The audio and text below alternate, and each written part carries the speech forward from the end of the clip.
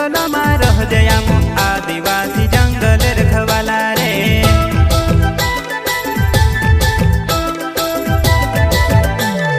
चल जंगल जमीन काजे पूजे रे आदिवासी दुनिया ने रखवाला रे। बाप देव खतरी काजे पूजे रे आदिवासी सबसे निराला रे।